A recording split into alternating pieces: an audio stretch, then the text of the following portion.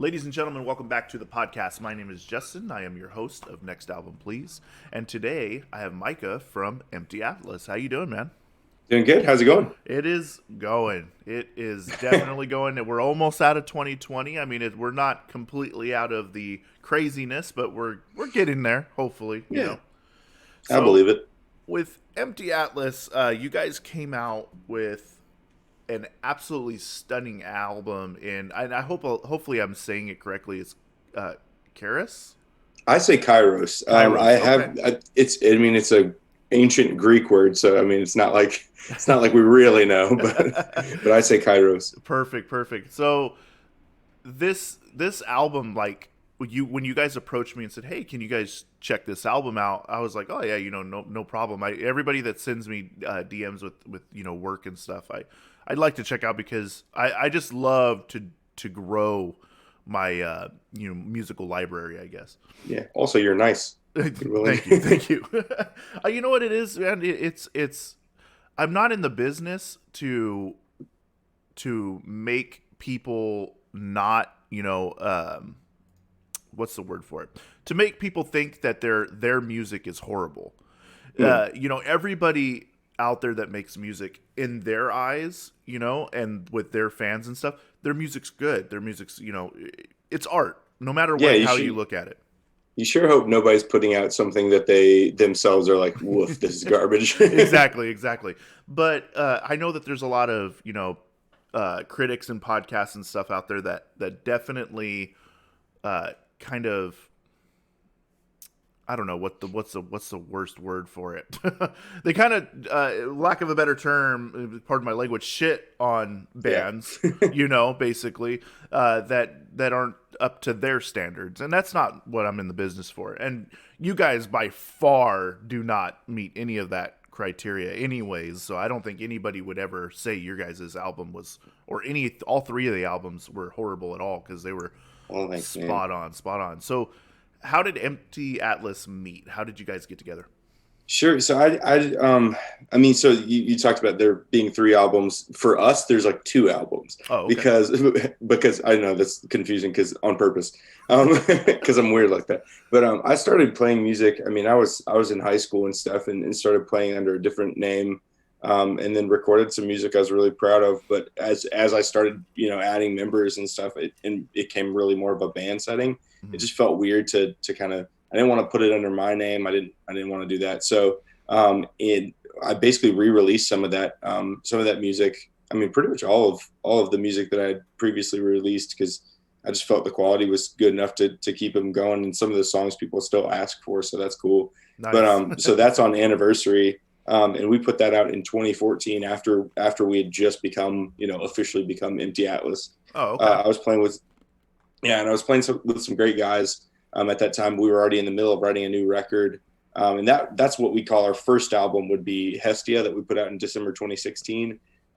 That's the one that like I wrote that alongside those guys to be an album. So Hmm. that was the first to me that was like what I go, oh, this is what Empty Atlas is. I mean, obviously like I want to evolve and change and stuff, but and I think Kairos is like who Empty Atlas is now.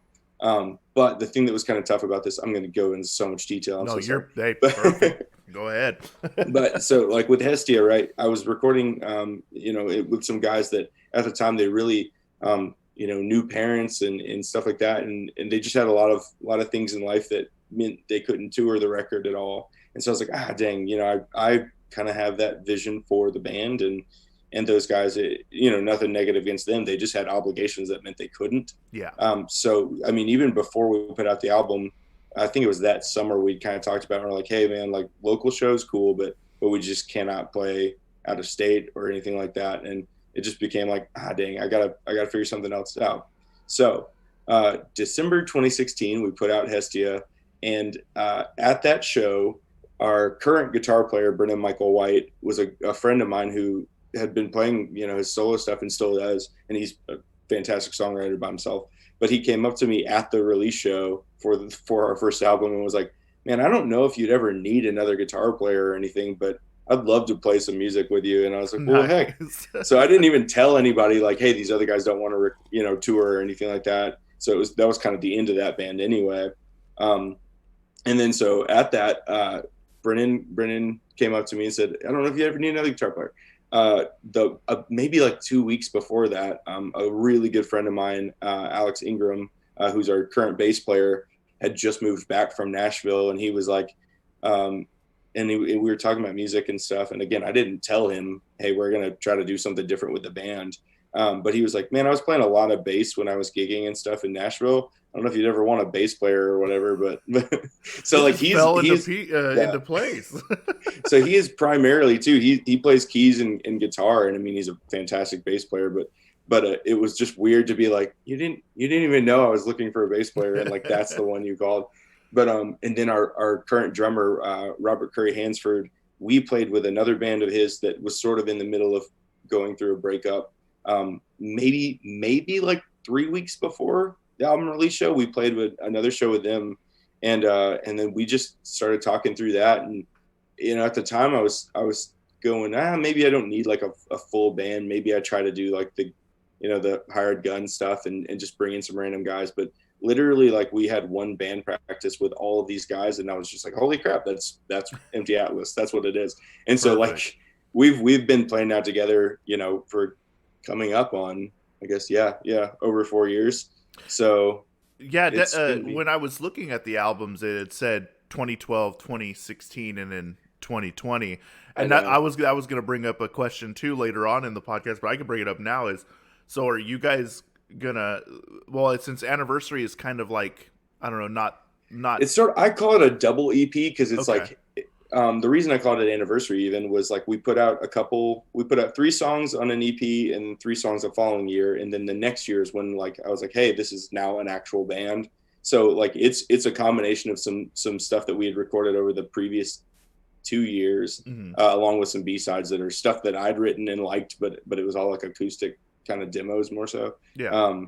I still think they sound awesome, thankfully. But Oh yeah, the album's great. I think the thanks, whole dude. Anniversaries is really good. Definitely, you could see growth. Which is I hope is so. something I you sure hope want. so. Yeah. Definitely, So, but what I saw, the one thing that stood out to me the most was the years. Yeah, I So know it's weird. I was like, oh man, are they doing like something kind of like not as extreme as Tool? Because Tool Yeah. takes 100 years per album, Yeah, I but think literally 100 years per album. I think that's the exactly. rule with Tool. Yeah, Yeah. exactly. So, I mean, that brings I know the question kind of falls short now, that being with the full understanding of Anniversary, but is it going to be another 4 years, when we get another Empty No, Atlas album? so I mean, I guess I can't speak to that. So I knew whenever we recorded Hestia that I was like, I view this as being something that has sort of um, a sequel of sorts, like Mm-hmm. a spiritual successor to it, and that's what Kairos ended up being. But at the same time, I really didn't go into that record going, "Oh, I'm gonna write the follow up to Yeah. Hestia." It just really came together, and I was like, "Man, this is where I'm at in my life." And this is how I view things differently than I did even 4 years ago. Um, but I will say, like, we've got a lot of plan. I mean, I think we have like 18 to 20 something new songs written. Holy. And we're not like going to put them all out at once or Yeah, anything, yeah, but definitely. like we're super, super excited about the new songs we're working on. And it's different in like in all the right ways, I hope. Yeah. But I'm really, really pumped for people to hear those. I think honestly, it's like the way the industry is. I don't want to get too industry talky, but like the way the industry is working now, it's like everybody is told you really need to be putting out singles. Yep. I wrote Kairos to be an album. Me and the guys obviously put instrumentation together to feel like a full album, so we put it out that way. But we've written a bunch of new songs that I don't necessarily go, oh, has to be an album. So I'm looking forward to putting some of those out as singles in the Nice. next year and in the following year and stuff. And we never stop writing. It's literally like, I don't know how anyone ever stops doing that at all. Yeah, But no, definitely. It is like a tick or like some sort of, like almost like need, like you have to do it basically. I even yeah, catch myself like I don't play anymore, but I do write. every now and then, and I'm just Yeah, like, man, man. I want to do this, and I know I'm not going to do anything with it, but I got to do it. So Do something with it. yeah, Do definitely. something with it. You have to. uh, you make a good point on the singles thing, and I said this in a couple podcasts back. Is the way the industry is now, singles and EPs are the way to go because Yeah. people's attention spans, Yeah. or the lack thereof, it's gone slowly downhill, and you could blame social media for that one, but it's like I was telling a buddy of mine, I said, YouTube started before there was YouTube. There was these big long videos on how to do things, and then Yeah. YouTube came and kind of shrunk them down. They're still long, but shrunk them down. But then all of a sudden Vine came, and then Instagram, and then now TikTok. So it's slowly, going down to nothing, No basically. doubt. So you guys doing the singles thing plus albums and everything like that, I mean, I feel like you guys are in the right track, because and right frame of mind, because you're still staying relevant but also I hope staying so. true to the music aspect of people want albums. There are I, still tons of people out there that can listen. Like, I mean, I listen to I still say I how do you pronounce it again? Kairos is how I Kairos. say I it. gotta remember that. I think I have it in my mind where Kairos is like in my mind, Dude, but I will Kairos, take whatever you want to say as long as you're saying something about it. I appreciate right? it. So Kairos, like I listened to it so many times. I think I played Maximal probably. I can't even like think of how many times, because I've explained this before. I drive. Is my regular job is I drive school bus for special needs, Yeah. and and I love doing it. But right now with the pandemic, they're at home, and basically all I do is take paperwork, Mm. to houses. So now I have free range on whatever I want to listen to, in the van, and I just crank that up. So I mean, Maximal kind of spoke to me in a way. It definitely was. I had a personal emotion towards it, and Thanks, man. I think that's what really, like, I guess, sold me on the album. And excuse me. And I think what's crazy is all the promotional efforts by other organizations like UMC, FBT. What is it? Right. I have it right here. Right We Chord. have Right Chord Music. We talked to Discovered Magazine, was a really cool one. Yet so many, like, congratulations, dude. Like, because Thanks, dude. I appreciate not it. very many people get that opportunity to have so many people look at their stuff. And did you ever think Maximal Effort would have shot off like that? Uh, I mean, this is gonna sound so freaking cheesy, and I'm sorry, but like whenever we wrote the record, like I did not write Maximal to go like, oh, this is the lead off single, like everybody's gonna know this one, but which I mean, not everybody, you know what I mean, Yeah. but that is the one, like one of the ones really that to me was like, oh, we have an album now.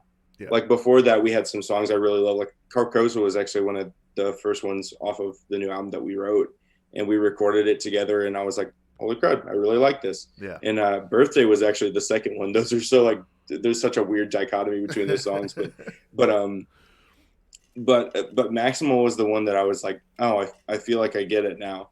And I'll tell you because I'm a nerd and I think it's fun. But I watched Deadpool again, and I wrote down, I was like, Maximal's interesting because he says maximal effort, and or maximum effort is what he says. But I was okay. This is the nerdiest thing ever, and I'm so sorry. Everybody can just skip ahead. No, we're all nerds though, man. I'm so there's like a double nerd thing to it where I was like thinking in the middle of watching this movie, right? I'm like, oh, well, we have like the word minimal. People say that all, but like you can say something like as a minimalist, but nobody ever says maximal, and it is a word. It means the same thing as maximum. Mm-hmm. We use like the noun maximum as the adjective, and I was like, this is so. And literally, I wrote that down, just going like, this is nothing. This is like not an idea. It's just me being like a freaking like English nerd, going like, oh, interesting. and then like as we were working on the album and really knew what the concepts were and like what I was trying to tackle as an overall thing. That is the word that I was like, oh, I know I know why I wrote that down now. Like it all made sense to me why that had to be there. And Minimal, like I had that idea literally as I was writing Maximal. I knew I wanted to write Minimal as sort of like the response song to that one. Yeah. Maximal is you go all in and hope to God it works out, and Minimal is, hey, look back at all the things you sacrificed by doing that. So I really, like, from the beginning, I just knew those two had to exist together. And that's what really brought the album out to me. No, yeah, it definitely did. And to kind of step back a little bit of what you said, like the flow of the album is really unique because you I do hope so. have a couple songs like Carcosa and Birthday, for example, totally two different, like same genre, different style. Yeah. Basically, and but the album just flows. It's a unique flow, and it works. So having Maximal at the beginning, and then and I don't know why I had it stuck in my brain that the song was Maximal Effort. I mean, I say it a lot in there for Yeah, you do, so don't blame me. you do. But I think I don't know why I just for some reason that phrase Maximal Effort just stuck in my mind. But Minimal, also a great song. It was great placement, and when the album loops, it's almost like a seamless, which is what I wanted everybody aims for is Yeah. a seamless direction. So it's pretty good. So what do you think inspired you? Because I mean, I know you guys are a band, Hmm. but you are the not only the front man because you're the lead vocalist. You're basically the creator of this, this band, and I'm sure that everybody has their equal writing points, which For sure. makes a band and stuff. But what influenced you? Because you are definitely the driving force. Yeah, I'd say like I'm the lyricist and principal songwriter. Like Yeah, I bring the guys kind of a concept and then we work with it. But there's plenty of times where like we kind of start with a groove and then build around that. We've done that plenty of definitely. Yeah, times too. But I always try to. I mean, I try to make sure that there's not everybody cares about lyrics, but I do a lot. That's the thing to me that I was like, I'll keep coming back to a song if it has something to say, as opposed to it just sounded pretty cool. yeah, So like I trust those guys. Everybody is so good at their instrument and such good songwriters that I'm like, I know we're gonna come up with something cool. It has to have like that heart to me first. Um, so uh, I've kind of said this in a few different interviews, but so I hope like nobody's read those and feels like I'm repeating myself. But it really is true. Like Hestia, I wrote. Me and my wife were in the middle of getting married and moving into a house and figuring that stuff out when I started writing that record. Um, and we were kind of figuring out what life looks like. And I started thinking about this concept of home, of going like, well, for me, it's this place of like finding comfort and a place I can sort of return to as a little bit of like a shelter and sanctuary for me. Like I feel great when I'm at home with her, and I got my studio set up. This looks like trash right now, so sorry. But so does but mine does too. yeah, it's like whatever. But so like I started thinking about though, like that's what that means to me. But for so many people, like home is not something you want to go back to, something you want to run from, or feel like that's tying you down in a terrible way. Mhm. And so I sort of explored that. You know, by the time we'd been writing some of the songs, obviously on Kairos for a little bit, but I mean, I think it was really 2018 is when we really started writing that record. And by that point, I'd kind of gone like, I understand what my life at home is, but I also have this other side of me that goes, hey, you got to cut and run because you need to explore this idea that you have this passion for music and for writing, and you need to be able to do that. And so like I was sort of tackling this idea of like, well, I don't really want to do that. Obviously, it's Yeah. just sort of like the artist in me that goes, you have to like take this to the farthest. And I mean, me and the guys were playing with so many more bands that did that thing. And we're just like, nah, man, we're on the road like 24/7. That's what we do. And, I told my wife, I'd see her eventually. And like, it's that kind of stuff. And I'm like, I don't blame anybody who does it, but me and the guys had some seriously good, honest conversations about what does success look like to us. Mhm. And it didn't look like that. It just didn't look like just dropping everything else, all the other things in our life to try to make music happen. Because Yeah. I was like, here's what I want. I mean, like me and the guys literally were like, what do you want? And what I want is to constantly be growing as a band, constantly be growing as a songwriter, and writing music that really speaks to me and hopefully can reach an audience and speak to them. And the guys were all really on the same page. Like, I mean, Alex was like, man, I want to play music with my brothers, and that's what I want to do. I want us to be together and write things that we're proud of. And I'm like, well, do we have to be on the road 24/7 to do that? No. So, I mean, as much as we love touring, and we're going to keep doing that when the pandemic stops being a butthole, but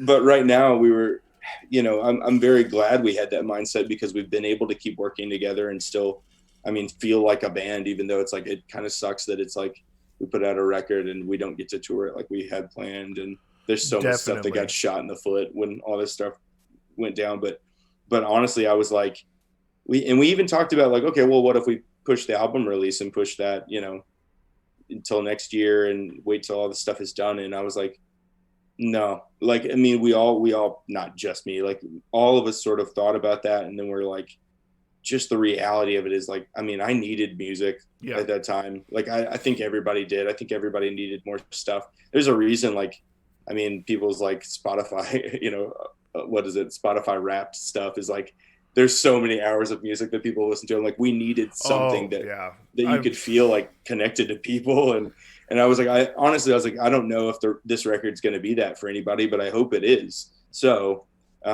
we just, all of that record literally encompasses all of that stuff. And I'm really proud of it, and I'm really proud of those songs, and I love them all. And they're, I hope everybody else does too. And you know, I'm gonna kind of spoil. It won't be spoiled for today's episode, because we're definitely. This is coming out in 2021. We're recording. Today is the 30th of December. I wanted to wait until tomorrow, but I wanted to put out my 2020 album of the year. And basically, I had a lot of thinking. You know, I listened to a lot of stuff, and honestly, your guys' album, I keep coming back to. So in my opinion, since we can talk about it because it'll already be out, I will be releasing just a post, you know, just simple post saying that Kairos is 2020's album of the year, because Thank you so much. It's definitely, and you know, it's not like, I'm not a huge podcast, I'm not a huge Instagram, hopefully one day, but you know, to grow the community. So but it does mean this album like spoke to me on different emotional levels, to where it made me look back at my past, it made me look forward, it made me look at now, you know. And when an album can speak to you in that way, and kind of inspire you, because I myself, you know, I'm a big advocate for mental health. You know, I deal with it myself. A lot of people that come on the show deal with it. I feel like everybody deals with it, you know, in a certain point in their life. They just have to know how to tackle it, basically.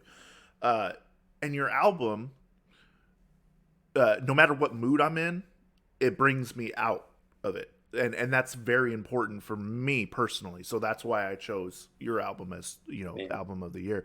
And thank you so much. It's crazy because, you know, there was 2 other albums where I was like, man, this album is so good, but it just didn't meet that everything that I needed. So thank you, dude. No, thank you guys for, you know, I'm so glad you guys released it. I'm so glad you guys did not wait, because that's important for people to understand. People that are listening and watching, if you're a musician or if you're an artist or in a band, doesn't matter. If you have something to release it. Don't wait for the pandemic. Don't wait for you to do a release show or anything like that, because we don't know how long we have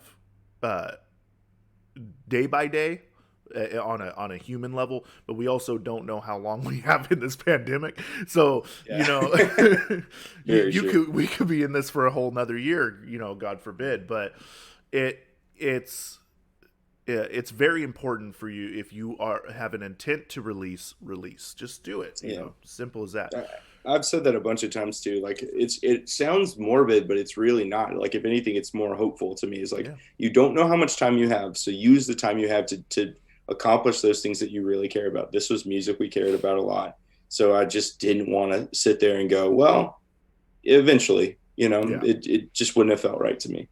Yeah, and I'm glad that a lot of bands, either even the big guys that are up there, and the that are doing selling arenas and stuff like Yeah. that. It's like it, they're putting out albums too, because I think what you said earlier was key.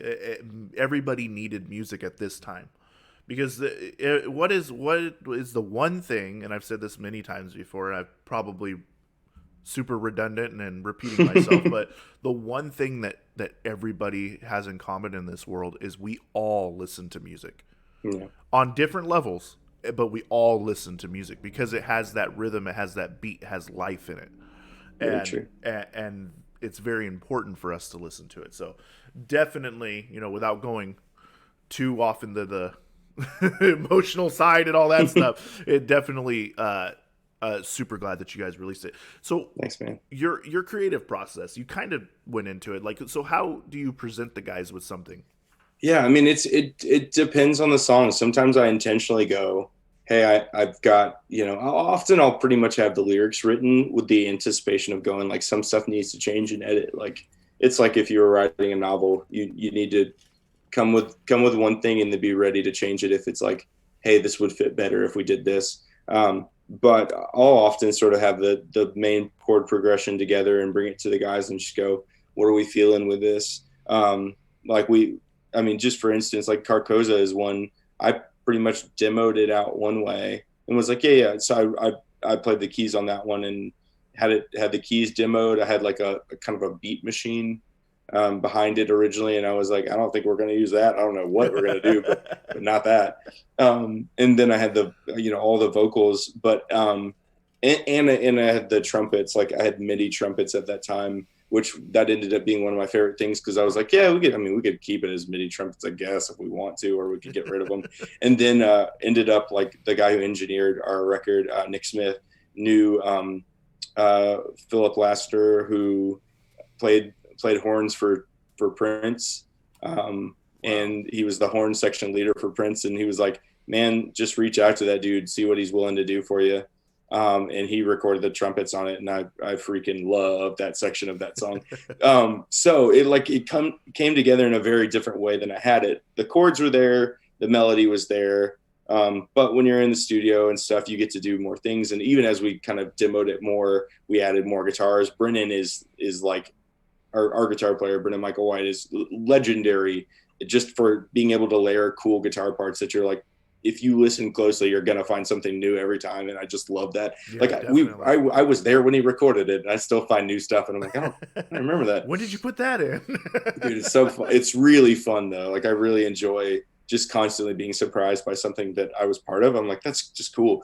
So it's like, yeah, it sort of comes as one thing with the anticipation, like I want it to change and I want it to go from just being my voice to being our band's voice. And I've always just been impressed by how good of musicians those guys are and how good of songwriters they are. So it's been that's fun. that's awesome. So, with compared to the other two albums, I mean, definitely the first one, like you said, we definitely we talked about that one.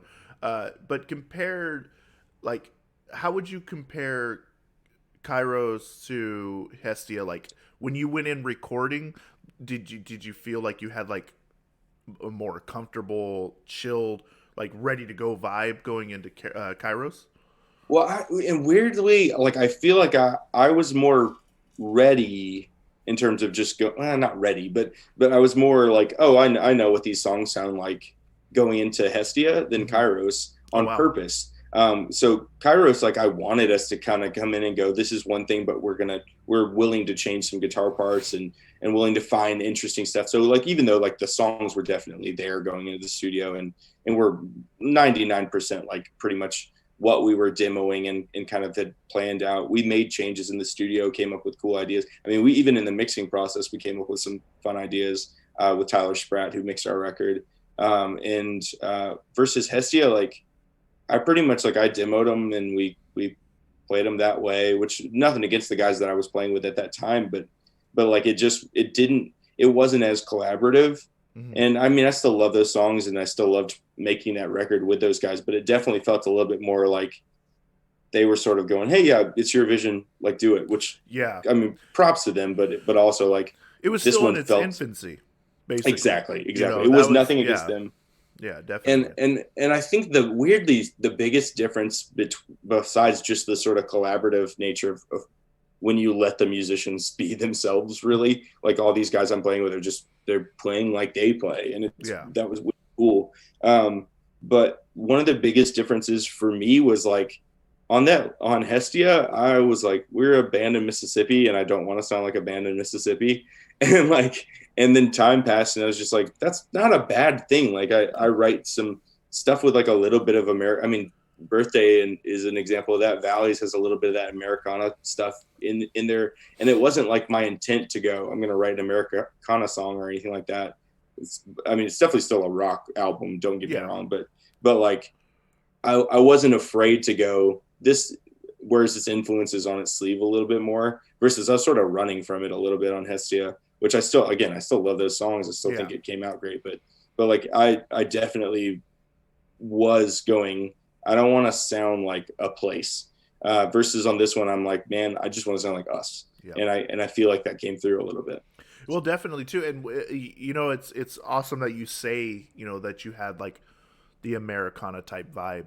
Uh, Yeah, you know, Americana music is phenomenal, phenomenal music, can and be. it can be, and then sometimes it can be a little crazy, but it's awesome though that you can take a true rock album and this kind of goes back to what I was saying. Like, that's why it's so weird for me to pick an album that I love so much. That happened to be a rock album because I'm more or less more into the metal scene, Yeah, yeah, yeah. you know, and stuff like that. I don't know. It's just how I am. But uh, you guys have that rock, you know, true rock vibe, but then in the middle of it, it's like you kind of take it back a little bit, and I hope so. you know, and I think that's important and it's super healthy to an album. So definitely, how was it working with Tyler Spratt though? When I saw Dude, that, I was like, whoo, boy, yeah, he's so I mean, yeah, for anybody who doesn't know, he's worked with a bunch of big people like Imagine Dragons and which I mean our record doesn't sound like them, but and like Dave Matthews and I mean he's done all kinds of stuff. But we really great thing. We did a single in 2018 called Short Fiction with Mark Needham, who I mean he's done some of our favorite records of all time. He did Tokyo Police Club's Force Field, which is personally one of my favorites, and Arkell. oh, He worked Tokyo a lot Police on is yeah, I love phenomenal. Tokyo Police Club. But he worked on one of my favorite Arkell's records, and so we got to work with Mark Needham for that. And during the process, we met Tyler Spratt, who was assistant engineer on that one, and so he mixed some of pieces of that one, and we just got to talk to him a lot during that process. And I was like, holy crud, this guy like is great. Like he's Yeah, just super fun and very collaborative. So I mean, and I'll say this: sometimes like for any other musicians out there, sometimes you don't want a mixing engineer who's really going to throw their voice in. We wanted that though. We wanted somebody who feels like part of the collaboration and part of the band in this setting, and that dude is that. And so he came in on that single and just was so much fun to work with. In addition to Mark Needham, and then he was like, man, if I don't know what you guys got coming up, but if you ever need somebody to mix a full record, like let me know. And then at the time, honestly, it's like we were like, dude, we don't have the money for that. We yeah, can't afford you. And he just honestly, it's like over time, we just were like, he's the guy. So we just figured it out. It's like definitely. sometimes you just go if it would ruin the record to make it fit some specific budget, then don't do it.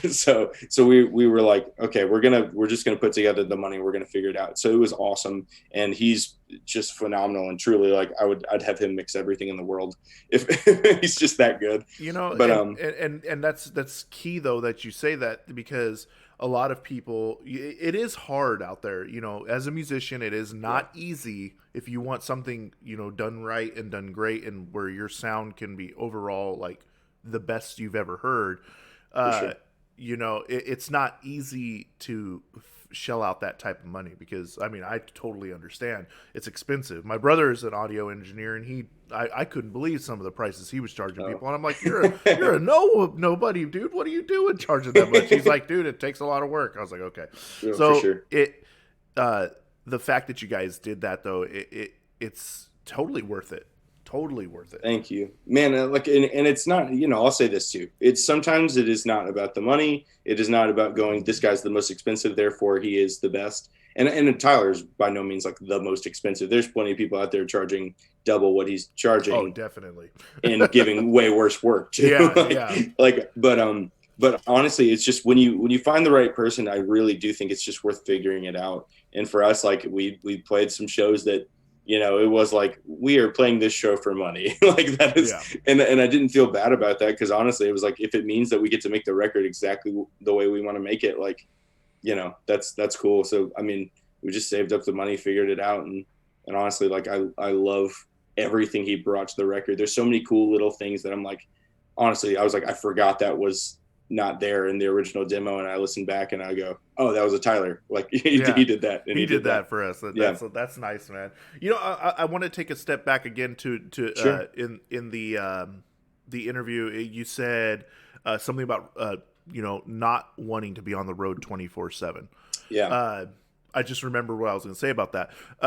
Basically, you're right. You don't have to be on the road 24/7 to make it as a musician anymore. You really don't. You can be a successful musician by exactly what you said. Also, you could also be a festival musician, because honestly, in my opinion, I'd rather play festivals than a small show any day. But that's me just too. me. If you can work it out. Yeah, if you could work it out, definitely do that. But you don't have to be on the road 24. Don't let the road scare you into thinking, I can't do this. Yeah. Because I'm also like, the flip side is true too, where you're like, I don't want to be scared of doing, I don't want to be scared of hitting the road and just doing what we got to do. But it's like, it's finding that balance where you're like, I still get to live my life and be happy. Because some people don't want to be on the road all the time, but that doesn't mean like you don't get to make music. I don't know who's like put that in our brains as a society, but that's not a thing. Like, I think that has to contribute to the older ways. Sure. The older ways. It's back in the day when I was in bands and stuff.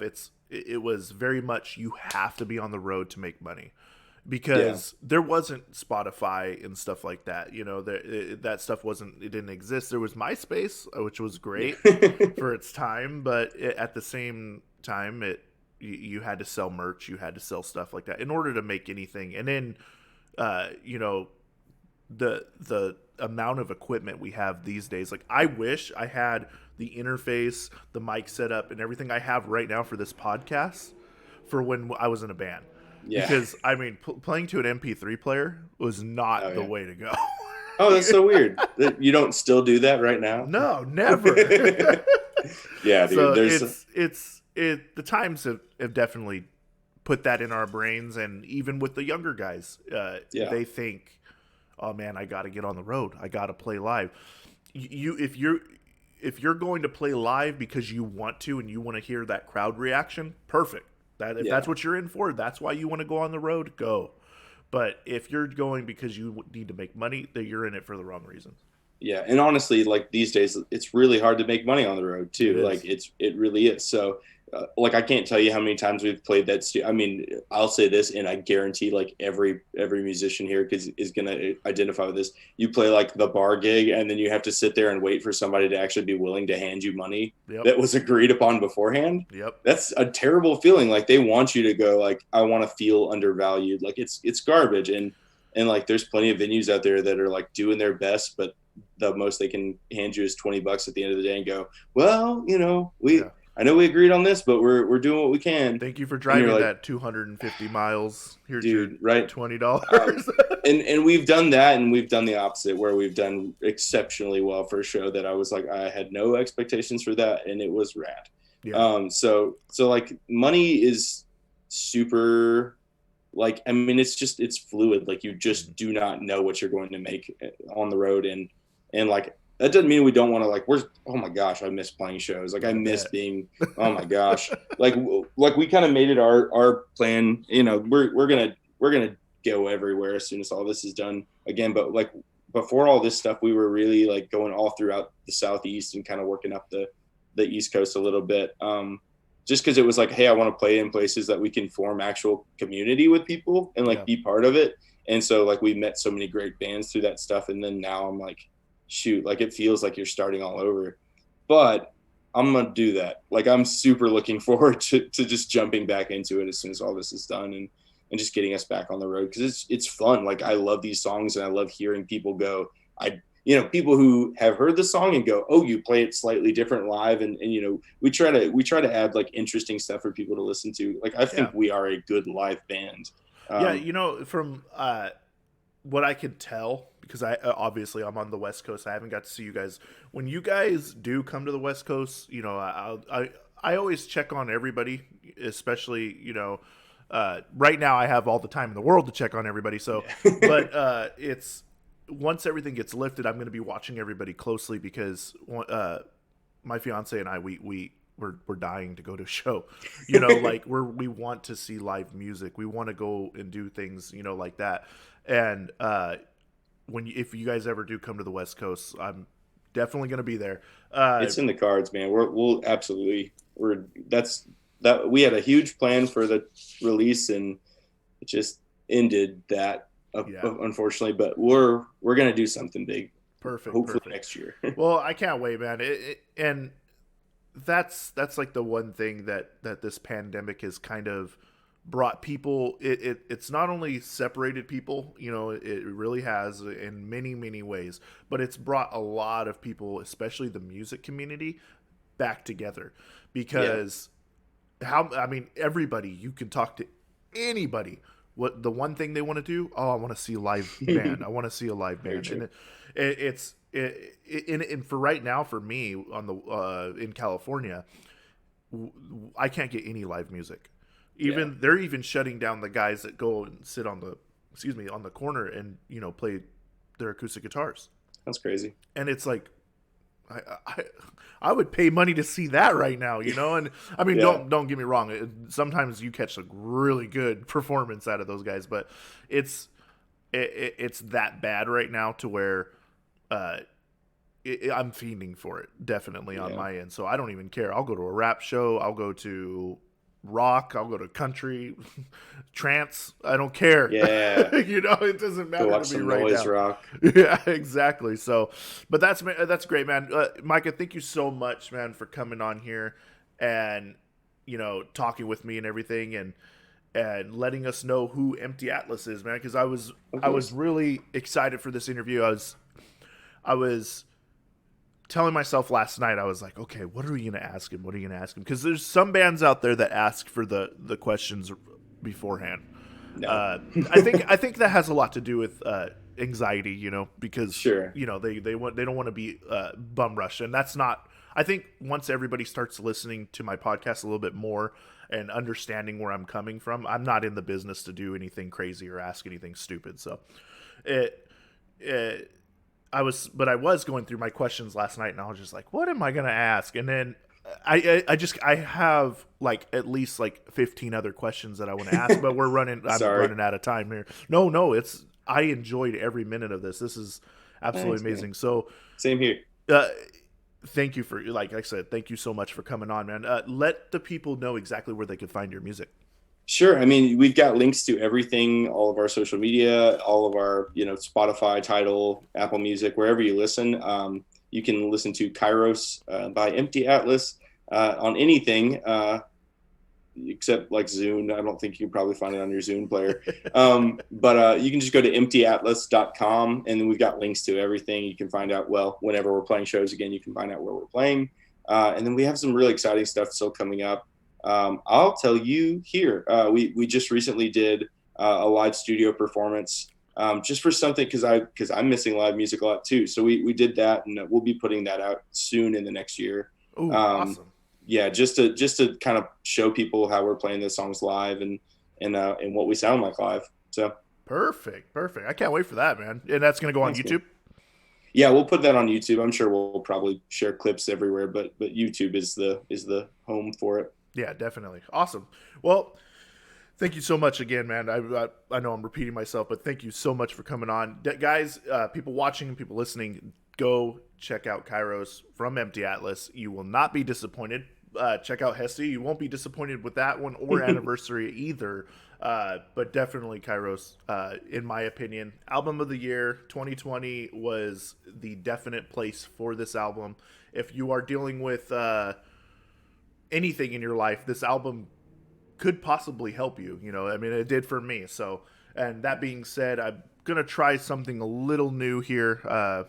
If it sounds horrible, let me know and I'll cut it out. But I want to build this podcast not only on music community, but also for people that are dealing with mental health issues. Make sure you know, if you are dealing with something, to reach out. A lot of times bands will answer you. You know, it's crazy to me how many bands have, where I just said, hey, you know, your guys' music's really good, and they reach out. You know, it's crazy.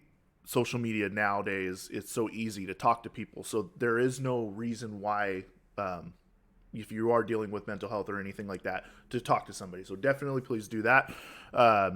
Hopefully that didn't sound too crazy or weird, but I don't know. I just needed to showcase that into my podcast as well, just to show, because I did see a video this morning where a guy was going through something and he just wanted to talk to somebody. So I DM'd him and I was just like, hey, you know, like, I'm here for you, man. I don't know you, but I'm here for you.